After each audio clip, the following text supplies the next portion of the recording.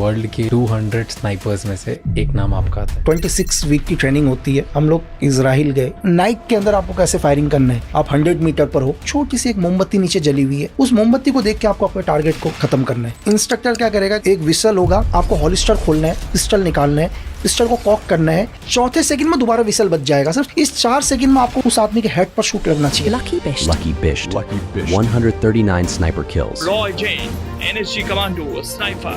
आपको जेल भी जाना पड़ा था। राजू पारगाई और अमित आर्य केस पर। ये दोनों कौन थे? दोनों एक बड़े गैंगस्टर्स हैं। जब इनकी किलिंग हुई तो एक ही गोली से दोनों आदमी मरे हैं सर, सिंगल बुलेट से। कंटिन्यू जेल ट्रांसफर हो रही थी मेरी, तो एक जेल में मैं पहुंचा, वो पावरफुल जेलर बोला कि लक्की, मेरी जेल में एक छोटा सा भगदड़ होती है, 2-3 लोग मर जाते हैं। इनडायरेक्ट तरीके से थ्रेट दिया उसने मुझे, कुछ कहना है तुम्हें? मैंने कहा मुझे आदमी को मारने में सिर्फ 2 से 3 सेकंड लगते हैं। शाम को उसने मेरा ट्रांसफर कर दिया है। मेरे जेल जाने से पहले पूरे नॉर्थ को ये पता चल गया था कोई आ रहा है करके। आप सिक्योरिटी ऑफिसर रह चुके हो प्राइम मिनिस्टर की, क्या होती है वो पोजीशन? जब मैं एनएसजी कवर में हुआ करता था, एनएसजी कवर का काम है mobile security. Yogi Adityanath sir के पास भी एनएसजी कवर है। जब भी योगी सर अपने घर से निकले ना, दोबारा उनके घर तक छोड़ने की जिम्मेदारी एनएसजी कवर की है। इंदिरा गांधी के साथ हुआ, उनके बॉडीगार्ड्स के थ्रू शूट आउट कर दिया था, राइट? नहीं, इंदिरा गांधी को बताया था सर, वार्न किया था क्या कि आप अपनी सिक्योरिटी हटाओ, थ्रेट है। उन्होंने नहीं चेंज किया। सीक्रेट सर्विस ऑपरेट कैसे करती है? एक एजेंट अपने देश को छोड़ेगा, पकड़ा गया तो सजाए मौत, और देश डिनाई कर देगा।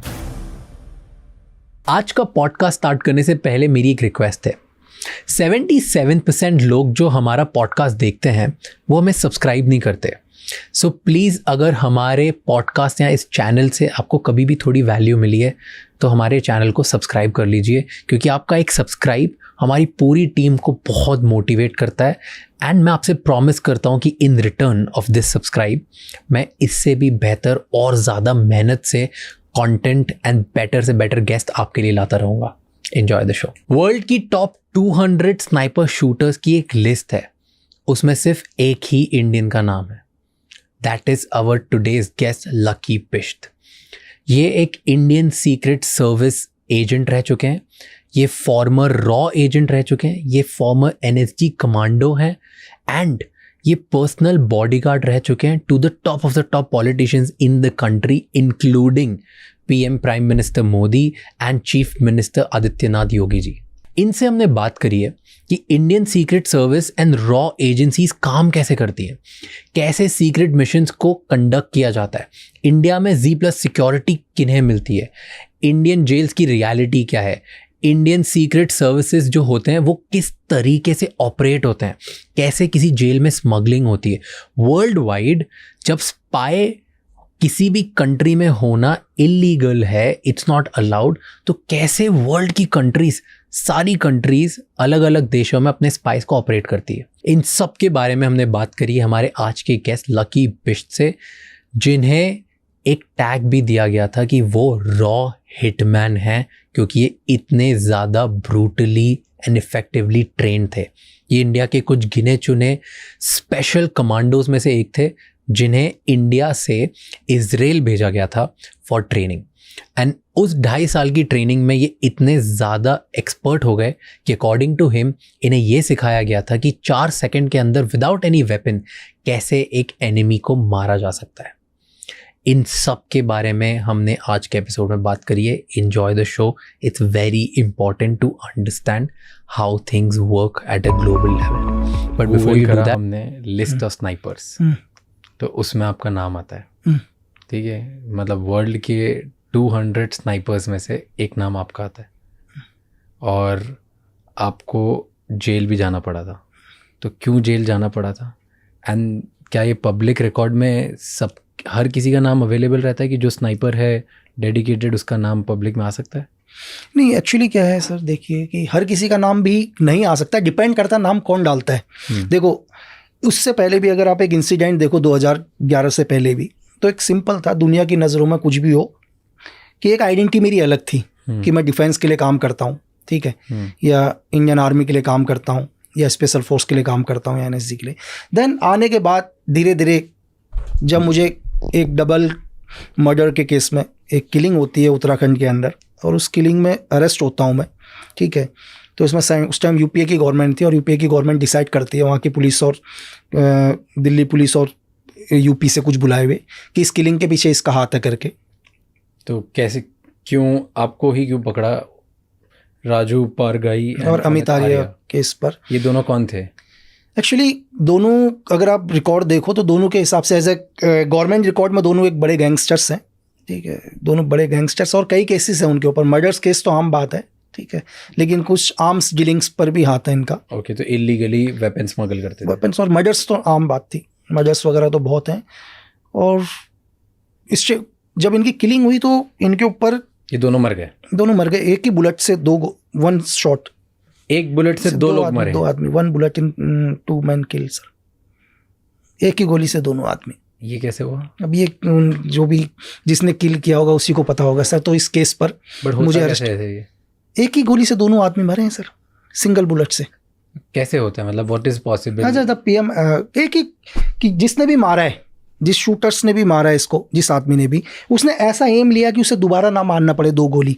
उसने इस टाइप का डायरेक्शन बनाया है कि वो एंगल लिया है कि एक ही साथ दोनों का हेड जाना चाहिए करके, दोनों के हेड एक साथ एक ही गोली से। और कैसे पॉसिबल है? मान लो अगर ये 2 लोग हैं तो सामने से दोनों नहीं, तो फिर वो एंगल वैसा लेगा ही नहीं ना सर, साइड से रहते एज ए थ्योरी के हिसाब से। अगर जैसे मैं स्नैपर हूं तो एग्जांपल के लिए आप और मैं बैठा हूं, ये मैं और आप हैं अभी सामने, एक दूसरे के सामने बैठे हुए। अगर कोई स्नैपर होगा, अगर मेरी थ्योरी के हिसाब से अगर कोई चलता है तो 100% या तो आपके बैक से मुझे मारेगा या मेरे बैक से आपको मारेगा, दाएं बाएं से नहीं मारेगा। ठीक है, क्योंकि एक गोली मारने के बाद वो रीलोड करेगा तो इतनी देर में मैं रेडी हो जाऊंगा, सेकंड्स के फर्क में। तो उसने जो भी एंगल बनाया है, या तो आपके 360 डिग्री बैक पर बनाया उसने, ठीक है, या मेरे 360 बैक पर बनाया, तो जो भी उसने पॉइंट रखा, उसने दोनों का हेड एक ही गोली से पॉइंट रखा है सर। तो उस हेड से फिर इस हेड से पार एक ही, तो ये एक की अगर आप तो पावरफुल स्नाइपर नहीं, गोली बहुत पावरफुल है सर। गोली के अंदर क्या होता है, आपको डिपेंड करता है गोली का रेंज क्या है। हर गोली का अपना रेंज होता है दुनिया के, ठीक है। आप एक पिस्टल से फायर करते हैं तो पिस्टल का रेंज है 15 मीटर सर। 15 मीटर पर मेरी तरफ से आप 12 सर भी लेके आ जाओगे तो 12 सर भी उड़ा देगा, वो पार कर जाएगा। अच्छा। AK-47 है, 300 गज रेंज है उसका। 300 गज में मुझे लगता है अगर हम 15 आदमी भी खड़े होंगे तो 15 को पार कर देगा सर। बट एक ही शर्त होनी चाहिए कि गोली आपके बोन में टच नहीं होनी चाहिए सर, क्योंकि बोन बहुत मजबूत होता है। बोन को गोली नहीं पार कर पाती, एकदम से तोड़ देगी, पार नहीं कर पाएगी। एक बुलेट से 2 लोगों को मार दिया, 2 लोगों को, दोनों टॉप गैंगस्टर्स को, दोनों टॉप। कई केसेस, तो फिर कभी केस प्रूफ नहीं हुआ सर। तो इसके चक्कर में आपको जेल में डाला? मुझे उठाया इस केस के ऊपर कि ये किलिंग भाई आपने करी है? मैंने करी है किलिंग, ठीक है। लेकिन किलिंग के लिए भाई उस टाइम यूपीए गवर्नमेंट एक ही चीज थी कि यार भाई किलिंग का कोई मोटिव तो होना चाहिए, क्यों मारूंगा? चलो एक कोई मतलब नहीं, हम कहीं जानते ही नहीं, लेकिन मारेगा क्यों आदमी? लेकिन सबसे बड़ी दिक्कत यूपीए गवर्नमेंट के लिए यही आ गया, किलिंग का रीजन क्या डालें करके, ठीक है, कि रीजन क्या डालें किलिंग का। बट क्या मतलब 1000 लोग और मार सकते थे, आपको ही क्यों उठाया? कुछ तो मिला होगा, कुछ तो प्रूफ हुआ होगा कि नहीं बस शक के दायरे में उठा दिया। एक्चुअली क्या हुआ कि जिस क्राइम सीन पर उनकी डेड बॉडी मिली, उसी क्राइम सीन पर एक हॉलिस्टर मिला उनको। हॉलिस्टर मतलब पिस्टल जिस पर रखी जाती है, हाँ, ठीक है। और मेरी गन का जो लाइसेंस, मेरे पास जो गन है सेम उसी शेप की है, उसी साइज की गन है जो हॉलिस्टर आता है। और दूसरी चीज कि वहां की कुछ इंटेलिजेंस वगैरह को इनपुट ये लगा कि ये शॉट 100% उसके अलावा किसी का नहीं है। पहली चीज कि मतलब इस टाइप का शॉट और कोई एरिया में उन्होंने नहीं सिर्फ ले एक ही चीज बोला था, मतलब जिसने मेरे को अरेस्ट किया, जिस IPS ने अरेस्ट किया, मुझे एक ही चीज बोलता है, देख कि मैं तुझसे ये नहीं पूछ रहा हूँ कि तूने मारा, मैं तुझसे ये नहीं पूछूंगा। बोला मुझे मालूम है तूने ही मारा है, मुझे सिर्फ ये जानना है तूने क्यों मारा है। और क्यों ऐसा बोला? उसने एक ही क्वेश्चन किया, बोला कि ये शॉट तेरे अलावा दुनिया में किसी ने मारा ही नहीं है।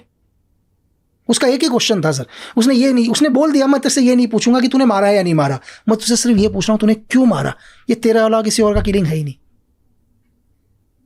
तो 3 दिन तक रिमांड में रखा, 36 घंटे तक, वो भी बिना मतलब बताए गवर्नमेंट को, बिना कोर्ट अलाउ नहीं है किसी को भी। अच्छा, आप 24 आवर्स से अपनी कस्टडी में नहीं रख सकते, इल्लीगली रखा, इल्लीगली 36 घंटे तक अपनी कस्टडी में रखा। एक ही क्वेश्चन कि क्यों मारा। तो फिर आपको जेल में ले गए। फिर जब उनको कुछ नहीं लगा तो क्या मोटिव लगाएं करके, मोटिव भी तो चाहिए ना। अगर दुनिया के अंदर क्या है सर, 302 क्या है और 304 क्या है, 302 और 304 में क्या फर्क है? अगर कोई जरूरी नहीं कि हर किलिंग 302 ही हो। क्या होता है 302 और 304? 302 क्या है, अभी आप और मैं यहाँ बैठे हैं और मैं एकदम से क्या करता हूँ, अभी आपको ये उठाता हूँ और मार देता हूँ, आपकी डेथ होती है। ये जाएगा, ये कोर्ट में 302 ही लगेगा अभी मेरे ऊपर, जो एक FIR दर्ज होगी, चार्जशीट होगी, वो 302 की ही दर्ज है, क्योंकि मेरे कहने से आप मरे हो। लेकिन कोर्ट में ये प्रूफ हो जाएगा कि जब मैं यहाँ पर आपसे पॉडकास्ट करने आया था, मेरा इरादा आपको मारने का नहीं था, मैं तो पॉडकास्ट करने आया था यहाँ पर, ठीक है। तो रैंडमली कुछ ऐसा हुआ कि मुझे गुस्सा आया और मैंने आपको मारा और आप मर गए, तो ये हत्या हुई, लेकिन गैर इरादन हत्या हुई। ओके, मतलब अनइंटेंशनल। मेरा इंटेंशन तो नहीं था ना पहले से, लेकिन यहाँ पर हो गया। तो ये 304 है। तो 304 में आदमी को लाइफ टाइम नहीं है, 3 साल से लेकर 10 साल की सजा है, लेकिन किसी आदमी का इंटेंशन ही आपको मारने का है, तो वो 302 है ना सर। मोटिव 30 का जो सबसे इंपॉर्टेंट चीज़ है, वो मोटिव क्या है मारने का। अगर मैं घर से ये सोच के आया हूँ कि मुझे आपको मारना है, तो 302 है ना, लेकिन वो क्यों है आपको ये भी प्रूफ करना पड़ेगा क्यों, या तो मैं पागल तो नहीं हूं ना, तो कोई ना कोई तो रीजन देना पड़ेगा ना। क्या मोटिव से आपको डाला अंदर? मोटिव था ही नहीं उनके पास कुछ भी, तो इसलिए छोड़ दिया। बस लास्ट में छोड़ने में भी 4 साल लग गए सर। तो 4 साल आप जेल में थे? 4 साल जेल में थे, लगा लो, तारे और चांद नहीं देखे 4 साल में। और क्या किया आप अंदर जेल में गए? जेल में क्या करेगा आदमी 6x6 के कमरे में? कैसा होता है, क्या होता है सीन? छोटा सा, जितना आप और मैं जो बैठे हुए हैं, सेम इतना ही बड़ा कमरा है बस। हर इंसान को एक मिलता है? नहीं, एक नहीं मिलता। हर इंसान तो एक कमरे में 200 लोग रहते हैं। बस कुछ लोगों के लिए खासियत है कि उन्हें एक ही मिलता है, इनको इंसान भी मत दिखाओ। जैसे आपको वो मिला बस था? बिल्कुल भाई, यूपीए गवर्नमेंट ने बोला इसको आदमी के भी दर्शन मत कराओ, और 11 जिले ट्रांसफर। एक करके बात करते हैं इस पे, एक एक डिटेल बहुत जरूरी है, ठीक है। तो आप जेल में गए? जेल में गए और इतना सा रूम में अकेले आप ही थे? 6x6 के तो कमरे। वहाँ पे काला था, मतलब वहाँ पे सनलाइट भी नहीं होती, ऐसा कुछ नहीं होता, कुछ भी नहीं, एक दरवाजा है बस लोहे का, तो ऐसे, और वही बहुत अंदर जाकर, बहुत अंदर। तो वहाँ सनलाइट भी अलाउड? कुछ सनलाइट, वो तो सनलाइट आपको सुबह 7 बजे खोलेंगे वो लोग, 7 बजे खोलने के बाद 2-3 घंटे आपको निकालेंगे, फिर दोबारा अंदर डाल देंगे, बस इतना ही है। तो बाकी लोग पूरे दिन बाहर रहते हैं? बाकी लोग तो बाहर रहते हैं। तो